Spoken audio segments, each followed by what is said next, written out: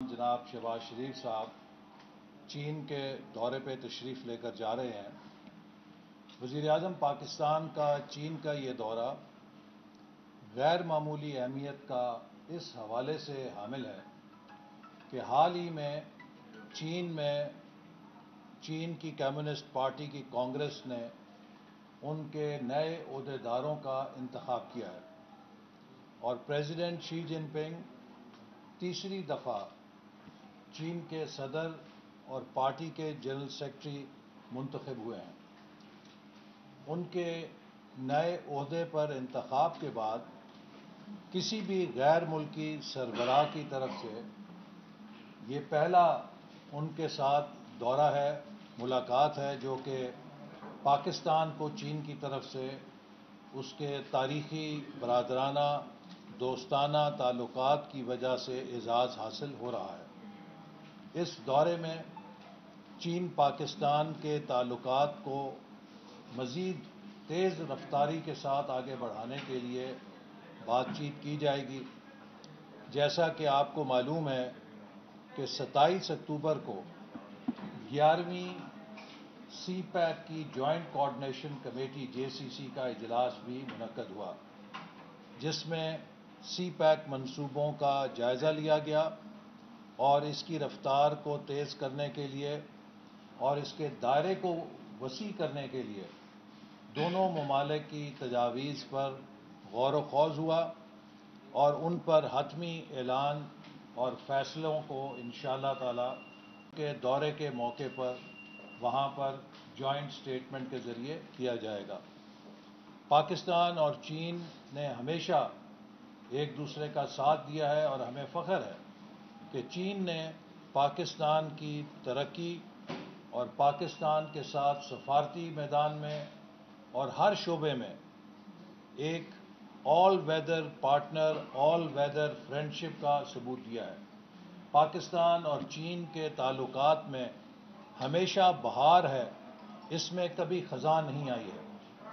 یہ وہ تعلق ہے کہ جو ہمیشہ بھائی چارے اور اعتماد کے اوپر کھڑا رہا ہے۔ پاکستان اور چین نے 2013 میں سی پیک کے ذریعے اپنی پارٹنرشپ کو، اپنے سیاسی تعلقات کو اقتصادی شعبے میں بھی مضبوط کرنے کا فیصلہ کیا، جس کے لیے دونوں ممالک نے مل کر سی پیک منصوبے کی بنیاد رکھی اور 2013 اور 2018 کے درمیان سی پیک نے ریکارڈ سپیڈ کے ساتھ تقریباً 29 ارب ڈالر کے منصوبوں کو حقیقت میں ڈھالا، جو کہ پاکستان کی تاریخ میں ایک ریکارڈ کامیابی تھی۔ 5000 کلومیٹر سے 5000 میگا واٹ سے زیادہ توانائی کے منصوبے چین اور پاکستان نے مل کر لگائے، جنہوں نے پاکستان کے توانائی کے بحران کو حل کرنے کے لیے بہت مدد کی۔ اسی طرح تقریباً 1000 کلومیٹر کے قریب موٹر ویز کے منصوبے چین اور پاکستان نے مکمل کیے، جس میں ملتان سکھر موٹر وے ایک سنگ میل پروجیکٹ ہے۔ اسی طرح حویلیاں تھا کوٹ کا منصوبہ بھی ایک سنگ میل ہے، جس نے کہ دنیا کے اندر بہت سے انعامات حاصل کیے کوالٹی کے حوالے سے۔ اور یہ جو ہمارا تعاون ہے، اس نے انفراسٹرکچر کے شعبے میں پاکستان کے اندر جدید ماڈرن انفراسٹرکچر میں بلینز آف ڈالرز کی انویسٹمنٹ کو ممکن بنایا۔ تھار کوئلے کی کان جو 70 سال سے بند پڑی تھی، وہ بھی سی پیک کے ذریعے پاکستان ایک پیداواری ایسٹ بنانے میں، پروڈکٹیو ایسٹ بنانے میں کامیاب ہوا۔ آج تھر سے ہزاروں میگا واٹ سستی ترین بجلی ہم کوئلے کے ذریعے سے حاصل کر رہے ہیں۔ اسی طرح رینیوبل انرجی کے شعبے میں، ہائیڈل انرجی کے شعبے میں سولر، ونڈ منصوبے شروع کیے گئے اور گوادر پورٹ کے اندر منصوبے شروع کیے گئے۔ لیکن مجھے افسوس سے کہنا پڑتا ہے کہ 2018 میں جب تبدیلی آئی تو سی پیک کو اسکینڈلائز کیا گیا۔ سی پیک کے خلاف بے بنیاد الزامات لگائے گئے. سی پیک کے خلاف کرپشن کی کہانیاں پھیلائی گئیں، جس نے پاکستان اور چین کے درمیان جو سی پیک پر رفتار تھی اس کو بری طرح متاثر کیا، چینی سرمایہ کاروں کے اعتماد کو مجروح کیا، جس کا نتیجہ یہ نکلا ہے کہ 2018 اور 2022 کے درمیان $1 کا نیا منصوبہ سی پیک کے دائرے میں شامل نہیں ہو سکا. سی پیک کو بریکیں لگا دی گئیں اور سی پیک پر صرف اس حد تک کام جاری رہا جو منصوبے 2017-18 میں شروع کر دیے گئے تھے. ان میں کسی نئے منصوبے کا اضافہ نہیں ہو سکا، حتیٰ یہ کہ گوادر بندرگاہ کی ڈریجنگ کے لیے بھی پیسے نہیں دیے گئے، جس کے نتیجے میں گوادر بندرگاہ ڈیپ سی پورٹ کا سٹیٹس بھی برقرار نہیں رکھ سکی. یہ غفلت مجرمانہ ہی نہیں تھی، یہ ناقابل معافی بھی ہے. اور مجھے افسوس سے کہنا پڑتا ہے کہ آج جو لوگ نعرے لگا رہے ہیں بڑی آزادی کے، انہیں کوئی جواب دینا ہوگا کہ 4 سالوں میں انہوں نے سی پیک کے ساتھ کیا سلوک کیا ہے. اپریل 2022 میں وزیر اعظم شہباز شریف صاحب نے حکومت کی ذمہ داری سنبھالنے کے فوراً بعد سی پیک کے اندر اعتماد بحال کرنے کے لیے کوششیں کی. وہ خود 2 دفعہ گوادر تشریف لے گئے، میں بھی 3 دفعہ گوادر گیا، وہاں کے منصوبوں کا جائزہ لیا، اور وہ منصوبے جن کو سرد خانے میں ڈال دیا گیا تھا ان میں دوبارہ جان ڈالی گئی. ایران سے 100 میگا واٹ کی ٹرانسمیشن لائن کو دوبارہ شروع کیا گیا اور نومبر میں انشاءاللہ تعالی یہ مکمل ہو جائے گی. اسی طرح پنجگور اور تربت کے درمیان جو ٹرانسمیشن لائن تھی جس نے ہمارے ساحلی علاقوں کو نیشنل گرڈ سے جوڑنا تھا، یہ منصوبہ بھی کھٹائی میں پڑا ہوا تھا. اس منصوبے کو بھی وزیر اعظم نے خصوصی نگرانی کے ذریعے تیز کیا. FWO اس پر عمل درآمد کر رہی ہے اور اگلے سال انشاءاللہ تعالی مارچ تک یہ ٹرانسمیشن لائن بھی مکمل ہو جائے گی، اور اس سے گوادر کا بجلی کا مسئلہ فوری طور پہ ہمیں وہاں پر بجلی کی کمی پہ قابو پانے میں مدد ملے گی اور اس مسئلے کو ہم حل کرنے میں کامیاب ہو جائیں گے. اسی طرح گوادر میں پانی کے منصوبے جو کہ 2016-17 سے شروع تھے، جو ڈیمز وہاں پر بنائے گئے، ان سے پائپس کو 4 سالوں میں مکمل نہیں کیا گیا تھا. ہم نے آتے ساتھ ہی اس کے لیے فنڈز جاری کیے اور اب گوادر کے اندر پائپس جو ہیں تیزی کے ساتھ بچھا دیے گئے ہیں، اور اب گوادر میں پانی کی کمی کا مسئلہ نہیں رہا، اور گوادر کی آبادی وہ پانی کی ضرورت جو اس کو بنیادی ضرورت ہے وہ اس کی پوری کی گئی ہے. اسی طرح جو اور منصوبے تھے، مثال کے طور پہ گوادر یونیورسٹی کا، یہ بھی سرد خانے میں ڈال دیا گیا تھا اور اس کی فنڈنگ ختم کر دی گئی تھی. ہم نے دوبارہ آ کے گوادر یونیورسٹی کی فنڈنگ کو بحال کیا ہے اور اس کے لیے کنسلٹنٹس کا چناؤ ہو رہا ہے، اور انشاءاللہ تعالی امید ہے کہ اسی سال کے آخر تک وزیر اعظم گوادر یونیورسٹی کے نئے کیمپس کا سنگ بنیاد گوادر میں رکھ دیں گے. اور یہ گوادر کا کیمپس بھی ہمارے پچھلے دور حکومت میں شروع ہو چکا تھا، اب اس کے لیے نیا کیمپس ہم بنا رہے ہیں.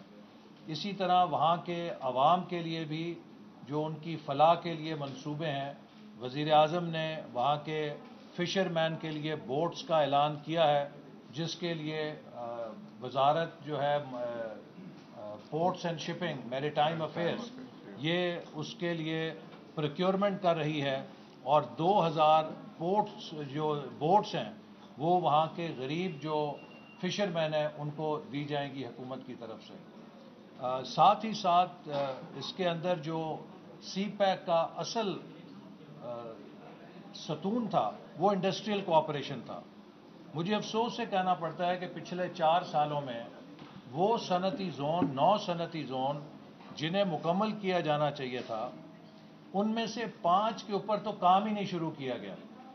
اور خاص طور پہ جو اسلام آباد کا اپنا حکومت کا وفاقی دارالحکومت میں وفاقی حکومت نے بنانا تھا، اس پہ ایک اینٹ نہیں لگائی گئی، نہ زمین پروکیور کی گئی، اور 4 صوبوں کے اندر جو زون بن رہے تھے ان کا بھی کام مکمل نہیں ہو سکا۔ نتیجہ یہ ہے کہ 4 سالوں کے اس التوا کے نتیجے میں اربوں ڈالر کی نجی سرمایہ کاری جو ہے وہ پاکستان سے دوسری جگہ منتقل ہو گئی، کیونکہ پرائیویٹ انویسٹمنٹ سالوں کا کجا مہینوں کا بھی انتظار نہیں کرتی۔ تو اس لیے ہم نے آتے ساتھ ہی اکنامک زونز کو بھی ٹیک اپ کیا ہے اور ان کو بھی جلد مکمل کرنے کے لیے کام کر رہے ہیں، اور چین کے ساتھ ہماری جو بات چیت ہوگی اس میں خاص طور پہ ہم چاہتے ہیں کہ اب سی پیک کو گورنمنٹ ٹو گورنمنٹ سے بزنس ٹو بزنس کی طرف لے کے جایا جائے۔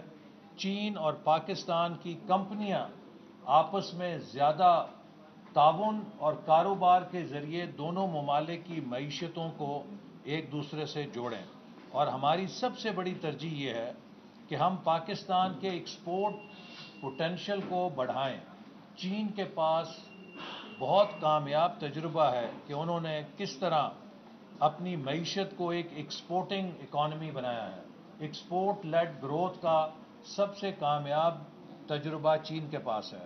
ہم کوشش کریں گے اور اس دورے کے اندر بھی چینی قیادت سے مل کر ہم ٹیکنیکل گروپس قائم کر رہے ہیں جو پاکستان کی ایکسپورٹس کو 32 ارب ڈالر سے ابتدا میں 100 ارب ڈالر تک لے جانے کے لیے، اور اس کے بعد مزید اس میں 150 ارب ڈالر 250 ارب ڈالر تک لے جانے کے لیے ہمیں روڈ میپ بنانے میں مدد دے گا، چونکہ پاکستان کا اس وقت سب سے فنڈامنٹل 75 سال کا جو ویک لنک ہے، جو سب سے کمزور پہلو ہے معیشت کا، وہ ہماری ایکسپورٹ پرفارمنس ہے۔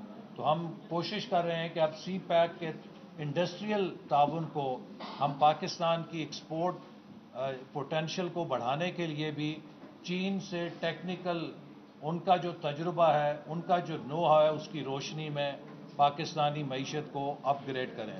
چین نے ہمیشہ یہ کہا ہے کہ ہم پاکستان کو سی پیک کے ذریعے ایک انڈسٹریل اکانومی بنانے میں آپ کی مدد کرنا چاہتے ہیں، مگر پچھلے 4 سالوں میں اس کا فائدہ نہیں اٹھایا گیا اور 4 نہایت قیمتی سال ضائع کر دیے گئے ہیں۔ اب ہم کوشش کر رہے ہیں کہ اس کو میک اپ کرنے کے لیے اس رفتار کو تیز کیا جائے۔ پاکستان کا ایک بڑا اہم منصوبہ ML1 ہے جو ریلوے کا ہے، جس کے تحت ہمارا جو کراچی سے پشاور ریلوے ٹریک برطانیہ کے زمانے کا ہے وہ آؤٹ ڈیٹڈ ہو چکا ہے، اور خاص طور پہ موجودہ سیلابوں کی وجہ سے اس کا بہت نقصان ہو چکا ہے۔ تو ہماری سب سے بڑی ترجیح یہ ہے کہ ہم اس منصوبے کو فی الفور شروع کریں۔ بدقسمتی سے پچھلے 4 سالوں میں اس کو بھی سیاست کا نشانہ بنایا گیا، اس کے حوالے سے غیر ذمہ دارانہ بیان بازی کی گئی اور یہ بھی سرد خانے کے اندر پڑا رہا، لیکن ان 4 سالوں کو ضائع کرنے کی وجہ سے اس کی لاگت میں اضافہ ہو چکا ہے، چونکہ جو کاسٹ آف مٹیریل ہے وہ بڑھ چکی ہے اور جو کاسٹ آف کنسٹرکشن ہے وہ بڑھ چکی ہے۔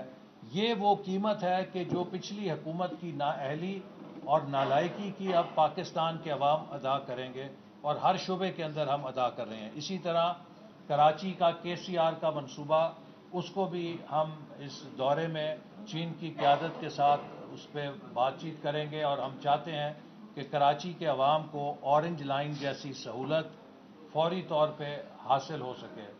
اس کے ساتھ ساتھ ہمارے جو ڈیرہ اسماعیل خان ذوب کی سڑک ہے بلوچستان میں، اسے بھی ہم نے شامل کیا ہے کہ اس کے حوالے سے بھی ہم جلد از جلد کام شروع کر سکیں۔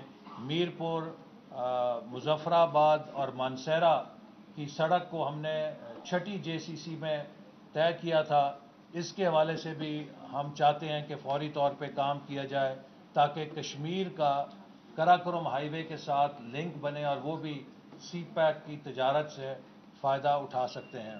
اسی طرح بابو سر ٹنل کے لیے بھی ہم کام شروع کرنا چاہتے ہیں، اس کو بھی ہم نے JCC میں بھی ڈسکس کیا ہے، اس دورے میں بھی ہم بات چیت کریں گے. اسی طرح کراچی اور حیدرآباد کے درمیان جو موٹر وے ہے وہ اب بہت کنجیشن کا شکار ہو گئی ہے. تو اس بات کی ضرورت کو محسوس کیا جا رہا ہے کہ کراچی اور حیدرآباد کے درمیان ایک نئی الائنمنٹ کے اوپر نئی 6 لین موٹر وے بنائی جائے جو کہ زیادہ تیز رفتار ہو اور کنٹرولڈ ایکسیس کی، جیسی ملتان سکھر موٹر وے ہے اسی طرز کی ہو. اس کو بھی ہم انشاءاللہ کوشش کریں گے کہ اس دورے کے بعد اس پر بھی ہم کام کا آغاز کر سکیں. تو کافی ایک براڈ ایجنڈا ہے ہمارا انفراسٹرکچر پروجیکٹس کا بھی. اس کے علاوہ سیکیورٹی کے حوالے سے نیشنل فورنسک لیبارٹری جو ہے اسلام آباد میں، یہ کافی سالوں سے یہ سک پروجیکٹ ہے. ہم چاہتے ہیں کہ جیسے لاہور میں وزیر اعلیٰ شہباز شریف جب تھے انہوں نے ایک جدید ماڈرن فورنسک لیبارٹری بنائی تھی لاہور میں، جو آج پورے ملک کو سرو کر رہی ہے ٹیررزم اور کرائم فائٹنگ کے اندر. تو اسلام آباد کے اندر بھی چین کے تعاون سے ایک جدید نیشنل فورنسک لیب ہم قائم کریں جو ہمیں ایکسٹریمزم، ٹیررزم، کرائم فائٹنگ کے اندر ہمارے سیکیورٹی کے اداروں کو مدد دے سکے. تو ہر شعبے کے اندر، اسی طرح ایگریکلچر کے اندر ہم اس دورے میں بات چیت کریں گے کہ پاکستان سے زرعی مصنوعات کی چین کو برآمد ہم کس طریقے سے اسے فروغ دے سکتے ہیں. اس کے اندر بھی ایک معاہدے پہ دستخط ہونے کا امکان ہے. اسی طرح جو ہمارے ویدر فور کاسٹنگ ہے اور خاص طور پہ جو کلائمیٹ چینج ہے، اس کے حوالے سے جو ہمیں اتنی بڑی آفت کا سامنا کرنا پڑا، ہماری کوشش ہے کہ ہم پاکستان کے محکمہ موسمیات کی جو موسم کی پیشن گوئی کی صلاحیت ہے اس میں بھی اضافہ کریں اور ٹیکنالوجی کے ذریعے اس کی استطاعت کار بڑھانے کے لیے چین سے تعاون حاصل کریں. تو ایک بہت وسیع ایجنڈا ہے جس کے اوپر چین کی قیادت سے اس مختصر دورے میں بات چیت ہوگی. کیونکہ ابھی کووڈ ریسٹرکشنز ہیں، وہاں پر زیادہ ہمیں سہولت یہ ممکن نہیں ہوگی کہ ہم بہت وسیع انگیجمنٹ کر سکیں. ایک ببل کے ذریعے ایک محدود انگیجمنٹ ہوگی، لیکن اس کے اندر جیسے میں نے کہا کہ چین اور پاکستان کے بہت تعلقات کا دائرہ وسیع ہے.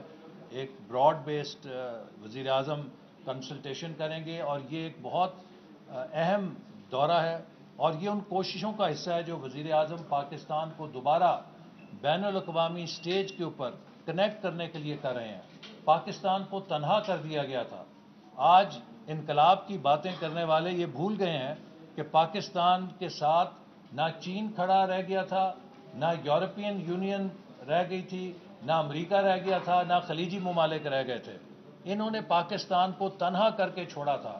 آج ہم پاکستان کو دوبارہ دنیا کی جو ہمارے اقتصادی پارٹنرز ہیں ان کے ساتھ تعلقات بحال کر کے عالمی سٹیج کے اوپر پاکستان کو دوبارہ ریلیونٹ کر رہے ہیں اور پاکستان کو اقتصادی تعاون کے نتیجے میں ترقی کے مواقع فراہم کرنے کے لیے کوششیں کر رہے ہیں. میں امید کرتا ہوں کہ یہ دورہ انشاءاللہ تعالی ایک نیا چیپٹر ہوگا چین اور پاکستان کے درمیان تعلقات میں، اور اس کے بعد ہمارے تعلقات مزید نئی بلندیوں کو چھوئیں گے. آپ نے ماشاءاللہ بڑی تفصیل کے ساتھ دورہ چین کے حوالے سے بات جو آپ کرنے جا رہے ہیں اس حوالے سے بتایا ہے. تو ساتھ ہی آپ نے پاکستان میں جو سیلاب کی تباہ کاریوں اس حوالے سے کلائمیٹ چینج اور باقی جو چیزیں ہوئی ہیں، میرا سوال اس حوالے سے تو بلوچستان میں ریکنسٹرکشن، ریہیبلیٹیشن کے حوالے سے کیا ہوا ہے اور بحیثیت سیلاب سے بحیثیت قوم ہم نے کیا سیکھا ہے، انٹرنیشنل کتنی ایڈ آ چکی ہے، پاکستان کی قوم نے اس میں کتنا اپنا کنٹریبیوشن کیا اور آگے کیا پروجیکٹ کتنے عرصے میں مکمل ہوں گے؟ دیکھیے، اس سیلاب نے، جیسے کہ آپ کو معلوم ہے کہ انٹرنیشنل ڈیولپمنٹ پارٹنرز کے ساتھ مل کر ہم نے اس کی پوسٹ ڈیزاسٹر نیڈ اسیسمنٹ کی، جس میں کہ $30 ارب سے زیادہ پاکستان کے نقصان کا تخمینہ لگا ہے. اور اب اس کے لیے ہم ڈونرز کانفرنس کر رہے ہیں. کیونکہ یہ تباہی پاکستان کی وجہ سے نہیں ہوئی، یہ گلوبل وارمنگ کی وجہ سے ہوئی ہے. اسی وجہ سے بین الاقوامی سطح پہ پاکستان کے ساتھ بے حد سالیڈیرٹی کا مظاہرہ کیا گیا ہے. اور ہمیں امید ہے کہ یہ ڈونرز کانفرنس اگلے 4 سے 6 ہفتوں کے دوران ہوگی اور اس میں ہم انٹرنیشنل کمیونٹی سے بھی مدد دینے میں کامیاب ہوں گے، اور اپنے وسائل بھی اس وقت حکومت نے سیلاب زدگان کی مدد کے لیے پوری طرح جھونکے ہیں، اگرچہ ہماری مالی صورتحال جو ہے وہ اس وقت بہت مضبوط نہیں ہے۔ ہم ایک دیوالیہ معیشت سے نکلنے کے لیے جد و جہد کر رہے ہیں۔ آج عمران صاحب نعرے مارتے ہیں کنٹینر پہ اور مارچ میں کھڑے ہو کے۔ میں چیلنج کرتا ہوں کہ عمران نیازی صاحب میری اس بات کو جھٹلائیں کہ کیا یہ درست نہیں ہے کہ اپریل میں وزارت خزانہ نے ترقیاتی بجٹ کی آخری قسط جاری کرنے سے انکار کر دیا تھا کہ خزانے میں ان کے پاس کوئی پیسہ نہیں ہے۔ اس کا مطلب یہ ہے کہ وہ پاکستان کو دیوالیہ اپریل 2022 میں کر چکے تھے۔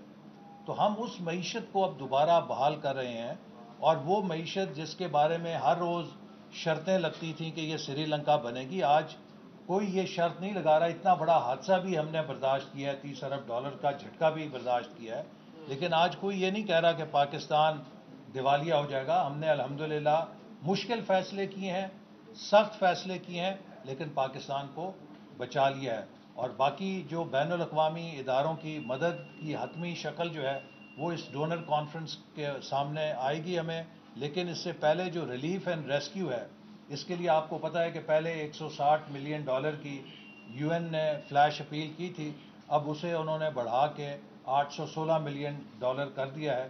اس میں بھی مختلف ممالک حصہ لے رہے ہیں، اور ہم نے ابھی world bank, Asian development bank سے اور ایشین انفراسٹرکچر ڈیولپمنٹ بینک سے بھی بہت آسان قسطوں کے اوپر سیلاب کی بحالی کے لیے تقریباً $5 ارب کی فائنینسنگ موبلائز کی ہے، کہ جس سے سندھ کے اندر بھی وہاں پہ حکومت ریکنسٹرکشن ریہیبلیٹیشن کرے گی۔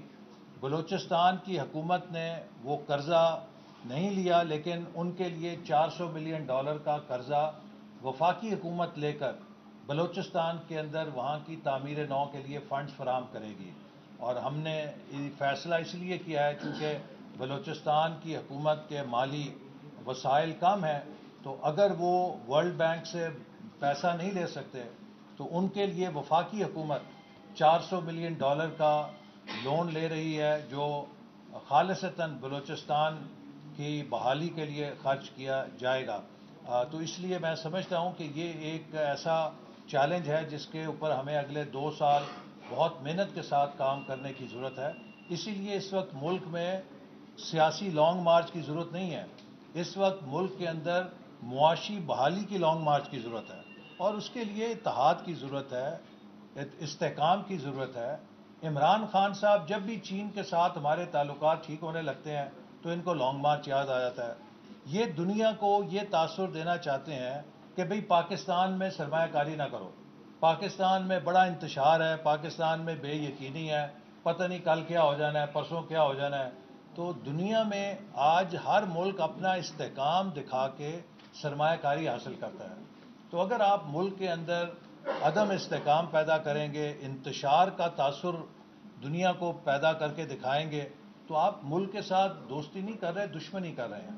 تو میں سمجھتا ہوں کہ ہمیں ان چہروں کو پہچاننا چاہیے کہ جو آج پاکستان جب دنیا کی توجہ کا مرکز بن رہا ہے، پھر دنیا کو بھگانا چاہتے ہیں اپنی منفی سیاست کے ذریعے، انتشار کے ذریعے، اور اپنے انہی دھرنوں کے ہتھ کنڈوں کے ذریعے، جس سے کہ پہلے وہ پاکستان کو بدنام کرنے کی کوشش کرتے رہے۔ آج میں نے سنا ہے کہ عمران خان صاحب نے کہا ہے کہ میں چیف الیکشن کمشنر پہ $10 ارب کا ہرجانہ کروں گا۔ چیف الیکشن کمیشن نے جو بات توشہ خانہ کیس میں کہی ہے، یا انہوں نے ان کی دیانتداری کے حوالے سے کی ہے، اس سے پہلے تو فائنینشیل ٹائمز نے کہا ہے کہ عمران خان صاحب نے خیرات کے نام پہ پیسہ اکٹھا کیا اور اس سے اپنی سیاسی تشہیری مہم چلائی۔ تو عمران خان صاحب اتنے بہادر ہیں تو فائنینشیل ٹائمز پہ لندن میں مقدمہ کریں نا، جیسے شہباز شریف نے ڈیلی میل پہ کیا تھا۔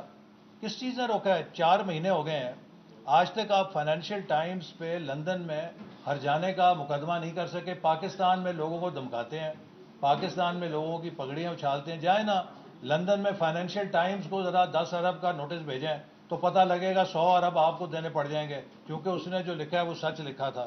اور پھر انشاءاللہ تعالی آپ تو کریں گے، لیکن اب میں بھی آپ پہ 10 ارب کا ہرجانہ کر رہا ہوں اس لیے کہ آپ نے جلسوں میں کھڑے ہو کے مجھے ڈاکو کہا تھا، اور اسلام آباد ہائی کورٹ نے آپ کے اس کیس کو جو آپ نے نارووال سپورٹ سٹی کا مجھے بنایا تھا، ردی کا ٹکڑا کی طرح ٹریش کین کے اندر پھینک دیا، اور کسی نئے نیب آرڈیننس کے اوپر نہیں تولا اسے پرانے قانون پہ تول کے کہا کہ اس میں کرپشن کا کوئی آیوٹا بھی نشانی نہیں ہے، اور آپ نے یہ جھوٹا مقدمہ بنایا تھا۔ تو عمران خان صاحب، آپ نے جھوٹا مقدمہ بنایا، مجھے سزائے موت کے قیدیوں کی چکیوں میں رکھا، اس کے بعد جلسوں میں کھڑے ہو کے میرے نام کے ڈاکو کے نعرے لگوائے۔ میں آپ کو انشاءاللہ تعالی عدالت میں کھڑا کروں گا اور آپ سے 10 ارب کا ہرجانہ روپے کا وصول کروں گا۔ آپ کو کس نے اجازت دی ہے کہ آپ لوگوں کی پگڑیاں اچھالیں، جب خود آپ گھڑی چور ہیں؟ آپ نے گھڑیاں بیچی ہیں مارکیٹ کے اندر، اس میں کس کو کوئی شبہ ہے کہ آپ نے گھڑی نہیں بیچی ایک دوست ملک کی؟ آپ گھڑیاں بیچیں، ملک کی عزت کو نیلام کریں اور دوسروں کو چور ڈاکو کہیں۔ معاف کیجئے، قوم کی اب آنکھیں کھل گئی ہیں، اور اس کا سب سے بڑا ثبوت یہ ہے کہ قوم نے آپ کے لانگ مارچ کا بائیکاٹ کیا ہے۔ آپ نے پاکستان کے اندر جو افراتفری پیدا کی ہے، جو پاکستان کے قومی اداروں، سلامتی کے اداروں کے خلاف جو آپ نے زہر اگلا ہے، آج ہندوستان کی آپ آنکھوں کا تارا بن گئے ہیں، انڈین میڈیا کی آپ آنکھوں کا تارا ہیں، اور اسی لیے آج آپ کے لندن میں جو مظاہرے ہیں اس میں بھارتی شہری شریک ہو رہے ہیں، کیونکہ وہ سمجھتے ہیں کہ آپ ان کا کام آسان کر رہے ہیں، کہ آپ پاکستان کے سلامتی کے اداروں کو بے توقیر کر رہے ہیں، ان پر جھوٹے الزامات لگا کر آپ تو دشمنوں کی سیاست کر رہے ہیں۔ اسی لیے پاکستانی قوم نے آپ کے لانگ مارچ کا بائیکاٹ کیا ہے، اور آپ جہاں پر بھی گئے ہیں، چند 100 یا 1000 لوگوں کے علاوہ آپ کو وہ جو خیال تھا کہ سمندر آ جائے گا، وہ کہیں سمندر نہیں ملا، کیونکہ پاکستانی قوم ایسے لیڈر کا ساتھ نہیں دے سکتی جو پاکستان کے دشمنوں کی سیاست کر رہا ہو، جو پاکستان کے سلامتی کے اداروں کے خلاف سیاست کر رہا ہو، جو پاکستان میں معاشی اور اقتصادی انتشار پھیلانے کی سیاست کر رہا ہو۔ Thank you. ایک سوال ہے کہ ML1 ایک بہت امپورٹنٹ پروجیکٹ ہے، ڈیلے کی وجہ سے ML1 کی کاسٹ کتنی بڑھ گئی، کب تک کمپلیٹ ہوگی؟ اور آپ سے بیان منسوخ کیا جا رہا ہے کہ اگر ML1 اگلے مہینے تک کمپلیٹ نہیں ہوئی تو بالکل لیپس کر جائے گی، اور اس سے ریلوے کو بہت نہیں، میں نے یہ کہا ہے کہ ML1 کا منصوبہ جو ہے وہ پچھلے 4-5 سالوں کے التوا کی وجہ سے بہت ڈیٹیریٹ کر گیا ہے، اور اگر اسے اگلے 2 سالوں میں ہم نے اس پہ کام نہ شروع کیا تو یہ ٹرینیں اس کے اوپر 40-50 کلومیٹر کی رفتار سے چلیں گی، جس سے عملاً ہمارا ریلوے کا نظام مفلوج ہو جائے گا۔ تو اس لیے ہمیں فوراً سے پہلے ML1 منصوبے پر کام شروع کرنا ہے، اور خاص طور پہ ان سیلاب کے دوران جو نواب شاہ کے گرد اور سکھر کے علاقے میں اس کا جو ٹریک ہے وہ بہت بری طرح متاثر ہوا ہے سیلاب کے نتیجے میں۔ تو اس لیے یہ ایک اب ایمرجنسی کا پروجیکٹ ہے، اور ہماری کوشش ہے کہ جو بھی اس میں پینڈنگ چیزیں رہ گئی ہیں ان کو ہم مکمل کریں۔ جو ابھی CDWP میں منظوری ہوئی ہے وہ 6.8 سے تقریباً 9.8 بلین ڈالر کی ہوئی ہے، 3 ارب ڈالر اس میں اضافہ ہوا ہے اس کی لاگت میں، اور ہم نے ساتھ ہی یہ بھی منظوری کے کہا ہے کہ جو یہ 3 ارب ڈالر کا اضافہ ہے اس کی لاگت میں، اس کی ہم تھرڈ پارٹی ویلیڈیشن بھی کریں گے، تاکہ اس بات کو ہر طرح سے یقینی بنایا جائے کہ یہ جو اضافہ ہے اس میں کوئی غیر ضروری اضافہ نہ ہو۔ لیکن یہ 3 ارب ڈالر کی سزا ہمیں کیوں ملی ہے؟ اگر یہ 4 سال پہلے اس پہ کام شروع کر دیا گیا ہوتا تو شاید یہ منصوبہ 6.8 ارب میں ہم مکمل کر لیتے۔ آج یہ منصوبہ جو ہے اگر 9.8 ارب ڈالر میں جائے گا تو کیا عمران خان اس کی قیمت ادا کریں گے؟ اسی طرح جو نارووال سپورٹ سٹی ہے اس میں جو 78 کروڑ روپے دینے تھے، اب اس 78 کروڑ کی جگہ 2.9 ارب روپے اضافی لگیں گے، جس کا مقصد ہے کہ 2.2 ارب فالتو لگیں گے اس پہ۔ تو مجھے بتائیں یہ 2.25 ارب روپے کا جو ٹیکہ لگا ہے نارووال سپورٹ سٹی کو، یہ کس کی ذمہ داری ہے؟ انشاءاللہ تعالیٰ یہ ہم عمران خان سے وصول کریں گے، کیونکہ یہ اس کی وجہ سے तमाम मंसूबे ताख़ीर का शिकार हुए और उनकी कॉस्ट ओवररन हुई। ऐसे में इकबाल साहब, चीन की जो एतमाद साजी की बहाली की आप बात कर रहे हैं, उसमें जो सबसे बड़ा मसला, एक तो चीन के जो शहरी यहाँ पे काम कर रहे थे उनकी सिक्योरिटी का था, और दूसरा आपके बकौल पॉलिटिकल बिल का मसला था। पिछली गवर्नमेंट ने उनकी जो बिल थी वो नहीं थी। आपकी हुकूमत की एक तो दौरानिया बहुत छोटा दौरानिया है, 1 साल की हुकूमत है, और ऊपर से ऐसे हालात बाजार नजर आ रहे हैं कि इमरान खान एक तो मुल्की सतह पे पॉपुलैरिटी भी हासिल कर रहे हैं, और जो भी इलेक्शन होता है, आज कल का भी ज़िमनी इलेक्शन वो जीत गए। तो अगर इमरान खान दोबारा से कल को इक़्तिदार में आ जाते हैं तो चीन को कौन इंश्योर करवाएगा कि हुकूमत की पॉलिसियां दोबारा नहीं रिवाइव? इमरान खान की जो मकबूलियत है वो इस वक्त एक बुलबुले की मानद है और वो खाली मैदान में फिर रहे हैं। आप यकीन कीजिए कि इस वक्त हमारी सुबह से शाम तक तरजीह पाकिस्तान की मुआशी बहाली और सैलाब ज़दगान की बहाली है। हमने पिछले 4 महीने में सियासत नहीं की। हमने सियासत को तकरीबन फ़िलहाल जिसे कहते हैं कि सस्पेंड किया हुआ है, क्योंकि मुल्क को उसकी मईशत को बहाल करना और पाकिस्तान के सैलाब ज़दगान को दोबारा अपनों पे पैरों पे खड़ा करना हमारी सबसे बड़ी प्रायोरिटी है। जब भी मैदान सजेगा और हम इमरान के मुकाबले में आएंगे, आपको ये नज़र नहीं आएगा, इसलिए कि जब अगला इलेक्शन होगा वो कारकर्दगी के ऊपर होगा। मैं आज भी पीटीआई के किसी भी लीडर को चैलेंज करता हूं कि वो मीडिया पे आके किसी एक मंसूबे का नाम ले दे कि उन्होंने 4 सालों में कराची से पेशावर तक ये मंसूबा सोचा, उसको शुरू किया और उसको मुकम्मल किया। हम आपको 2-2 सालों के अंदर अपने दर्जनों मेगा मंसूबे गिना देंगे जो हमने पाकिस्तान में शुरू किए और अपने दौर में ख़त्म किए। एक शख्स के जिसका सिर्फ एक मंसूबा इस मुल्क में याद रखा जाएगा कि इसने मुल्क के नौजवानों को गाली कल्चर की तरबियत दी, इसने मुल्क के अंदर नफरत की इंडस्ट्री को फ़रोग़ दिया, इसने पाकिस्तान के अवाम को पोलराइजेशन पे लगाया, इसने पाकिस्तान के सियासत में झूठ को एक साइंस बना के पेश किया, इसने झूठे मुकदमों के ऊपर मुखालफिन को जेलों में डाला।